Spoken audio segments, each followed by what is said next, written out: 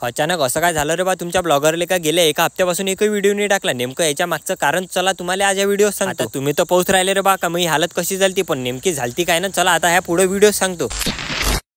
गेले काही दिवस झाले होते तुमच्या भावाला की बरं नव्हतं लागत. मी आजूबाजूच्या दवाखान्यात गेलो तरी काही तब्येत जमली नव्हती. तिचे डॉक्टर म्हणे तुला एकच उपाय म्हणे, तू अमरावतीच्या दवाखान्यात जा आणि ब्लड टेस्ट कर. आता तिथंच मालूम पडन का नेमकी बिमारी काय आहे. इथं आलं डॉक्टरने चेक केलं. डॉक्टरने चेक केल्याबरोबर पहिले तर लिहून दिलं तू ब्लड टेस्ट कर म्हणे. मी म्हटलं त्या मायबीन पहिलेच तर म्हटलं माणसाच्या अंगात रक्त नाही आहे, त्यात रक्त काढायच्या वेळेस हे ढकल नाही करू राहिले. राऊंड राऊंड मनात एकच विचारत जाय का आता निघन काय, पण ज्याचं नाव तेच झालं रे बा. टायफॉइड वाटत होता आणि टायफॉइडच निघाला. बाबा येणे याची प्रोसेस चालू. पहिले तर सलाईन टोचली, त्याच्यात चांगले टपारी इंजेक्शन दिले टोचून. म्हणे चांगला 1-1.5 तास झोपून राहा म्हणे, पण इथं कायची झोप लागते बाबा. पण एवढ्यानं काही झालं नाही रे बा. हेच प्रोसेस मला दुसऱ्या दिवशी करायला लावली. आल्याबरोबर तर डबली मला ब्लड टेस्ट करायला लावली. टेस्ट केल्याबरोबर तेच आपली मागच्या सारखी प्रोसेसिंग चालू झाली. तेच आपला बेड आणि तेच नर्स आणि तेच सलाईन. सलाईन मध्ये तर एवढा मॅट होते रे बा, माणूस का टाइमच नाही जात लवकर. अशी काही झालती बा सलाईनले पाहिल्याबरोबर मनाले थोडंसं बरं वाटलं. मॅटलं ते सगळं जाऊ द्या, आता पहिले मला नाश्ता करू द्या. आता नाश्ता तर केला, पण आता इथं जास्त वेळ थांबणं की बरं नाही. आता पकड रे म्हटलं बा घराचा रस्ता. आपल्या मस्त अमरावतीच्या डेपोतून लालपरीत बसून मी निघालो रे बा घराची.